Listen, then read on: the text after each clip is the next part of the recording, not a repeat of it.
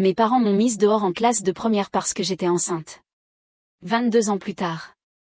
Le silence de mon bureau n'est rompu que par le murmure lointain de la circulation parisienne.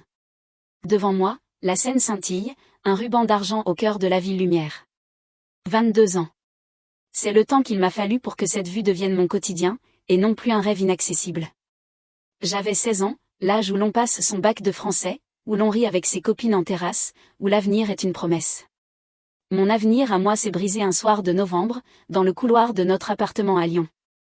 Il n'y a pas eu de cri, juste le poids terrible des mots de mon père, froid et définitif. Ma grossesse était une honte, une tache sur l'honneur de la famille. Ma mère, en larmes, n'a pas dit un mot, détournant le regard pendant que je faisais mon sac.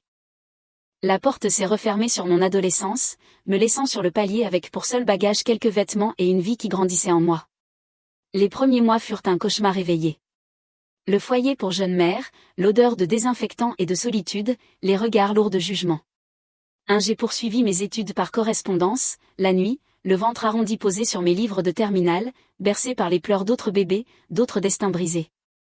Ma rage de vaincre était mon seul moteur.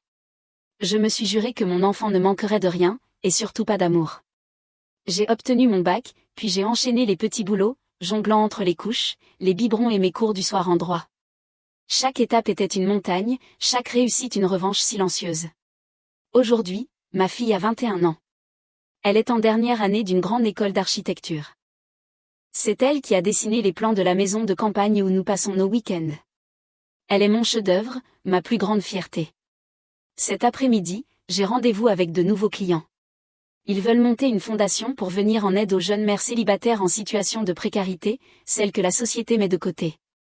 2-3 ils m'ont contacté car mon cabinet d'avocats est réputé pour son engagement dans les causes sociales. En les attendant, je jette un œil à leur dossier.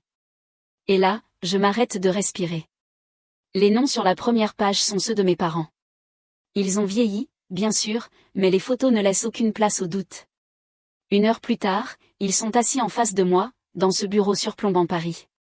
Ils ne m'ont pas reconnu.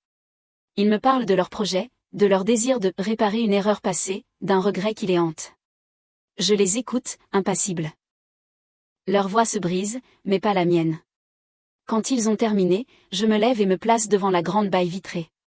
Sans un mot, je leur tends une photo de ma fille, souriante et radieuse le jour de sa remise de diplôme. Mon reflet dans la vitre leur fait face. 22 ans plus tard, la boucle est bouclée.